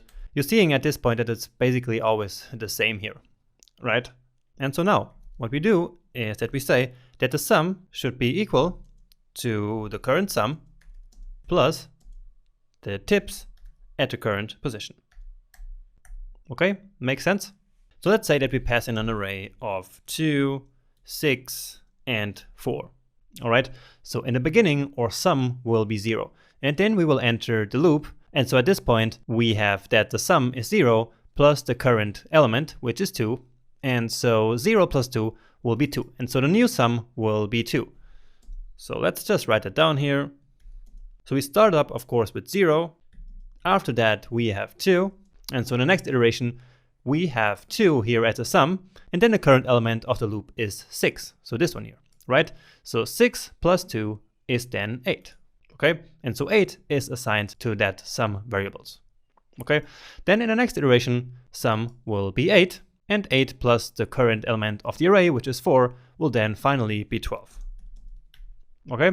And so that's it. So we went through the entire array and added all of these elements together, and in the end, we ended up with 12, which of course is the result of adding all of these 3 together. Okay? So that's just an example, just to demonstrate how this function works. Okay, and so in the end, all we have to do is to return the sum divided by the elements that are in the array. So tips.length. Okay, so for example, in the array that we had before, it had 3 elements, and so tips.length would be 3. And so the average would then be 12 divided by 3, which would be 4. Okay, so that's how you calculate averages. So we have now our objects, we have our calcAverage function, and so now let's do all the calculations. So we already calculated the tips here, then we log them to the console just to make sure that they are correct. Then we can also calculate the average. And what we're going to do here is to actually calculate the average and then store them inside of each of the objects. Okay, so I'm going to say John.average is calcAverage using John.tips. Okay, and why John.tips? Well, that's because this is the array in which all of the tips are stored, right? So that is the array that we defined here. So this.tips, okay? And so we pass that into the calcAverage function, which will then return the average, and we will store that into the average property on the John object. Now you may ask, well, why didn't we add this calcAverage here as a method to each of the objects? Well, we didn't do that because that would be duplicate code. So we would have to have the exact same code on both of these objects. And so we would basically repeat ourselves with the exact same code. And that's not good. Okay, so it's best to just leave it outside here as this function, then calculate it outside, and then only then basically add it to each of the objects. So we do it with John, and then we're also going to do it with Mark. All right, and so let's actually do this console log here after that, so that we also can see the newly added averages. All right, so let's try that now. And where is it? Yeah, here we go. So here's the average of the 3, or actually of the 4 paid tips. So we have these values here, and the average of them is 18. And in case of Mark, these are the 4 tips, and the average of that is 38, which is significantly higher, simply because of this huge tip here with $118. All right.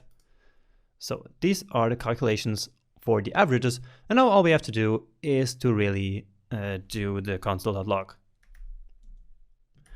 So if John.average is larger than Mark.average, then we can say console.log, of course. So John.fullname. Now the escape, in order to escape the quotation here. So John's family pays higher tips with an average of, and now the average tip.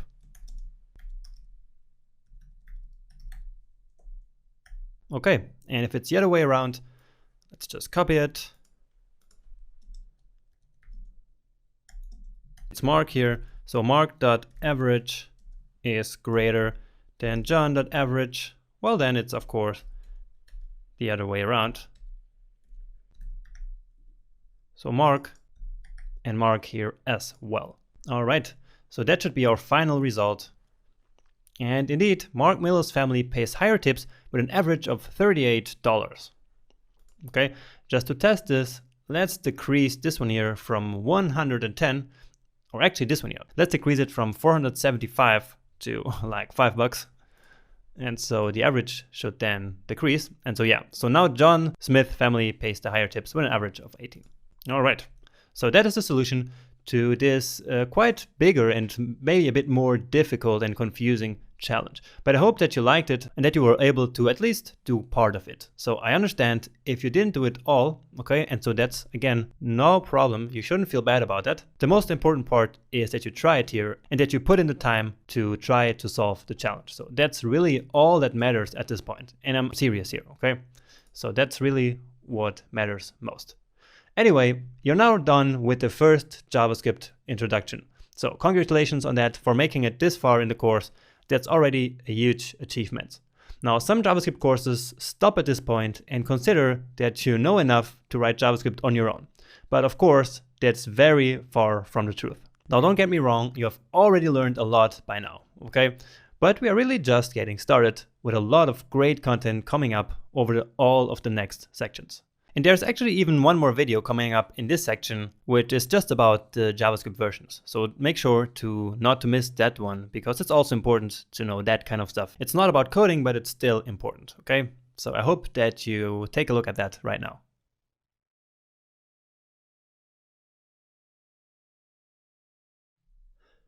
Now that you're familiar with the fundamentals of the JavaScript language, and before moving on, we need to quickly talk about JavaScript versions, okay? Now I could have probably talked about this right at the beginning of the course, but I just wanted to have you writing some code as fast as possible. Anyway, it's very important to talk about JavaScript versions because that's just something that every modern JavaScript developer should be aware of. And also because you will see these topics coming up in the developer community all the time. And so you want to be able to understand what's going on. So in order to do that, let's just very briefly talk about the history of JavaScript. So JavaScript was first released and called LiveScript in 1995, so a long time ago. But the name was then very quickly changed to JavaScript. And the reason for the change was just to attract developers of another language that was very popular at the time, and that's Java. So the Java in JavaScript was just for marketing reasons really, because the language itself has almost nothing to do with Java. Some beginners think that this is the case, but no, JavaScript and Java are actually two completely different languages. Now, 1 year later, the language was submitted to an organization called ECMA International in order to create a new standard. And so ECMAScript1, or ES1, became the first version of the JavaScript language. In the real world, we usually use the term ECMAScript to refer to the standard, while JavaScript is used when we talk about the language in practice. Now, fast forward to 2009, ES5 was released with a lot of new features. However, it took many years for browsers to implement all these changes. And finally, the much awaited new version ES6 was launched in June 2015. And it was the biggest update to the language ever with a ton of new features. And this was, or still is, a really big deal for JavaScript and for the whole developer community. Now you will also see ES6 being called ES 2015, which is actually the official name. But most people just call it ES6, and so that's what I'm going to do here as well. And actually the reason for ES6 being called ES 2015 is that in 2015 we changed to an annual release cycle. So a new version of the language is now released every year with just a few new features per year, instead of shipping a huge new version every couple of years. So this way it's much easier for everyone to keep up to date, okay? So it's much easier for us developers like this. And so in 2016, ES 2016 or ES7 was released, ES 2017 in 2017, and like this, it will continue into the future. So what does JavaScript look like today, and which version should and can we use? So first off, ES5 is of course fully supported in all browsers today, and so that's the one that is safe to be used. Now about the newer versions ES6, ES7 and ES8, as of mid-2018, they are all actually quite well supported in all modern browsers. But the problem with this is that we can't just assume that our users use these modern browsers, at least not all of them. And the old browsers will of course not understand the ES6 syntax at all, and neither the ES7 and ES8 and so on and so forth. And so these old browsers are a big problem for us. Now the solution to this problem is to basically convert these modern JavaScript versions back to ES5 using a process called transpiling and also polyfilling. And I'm going to teach you how to do that by the end of the course, okay? And if you want to stay up to date with what features are currently supported in which browser, you can just check out the ES6 compatibility table, and the link is on my resources page. Next up, there are the future versions of the language like ES9, ES10 and so on. And these future versions together are many times called ES Next. Now some features of these future versions are actually already implemented in some browsers, and so you could use them by transpiling and polyfilling your code today. But to be honest, I wouldn't really advise you to do so at this point, because I believe that ES6, ES7 and ES8 together are powerful enough to bring the JavaScript development experience to a whole new level already, as you will see a bit later in the course. Alright? So in this course, we're going to start by using ES5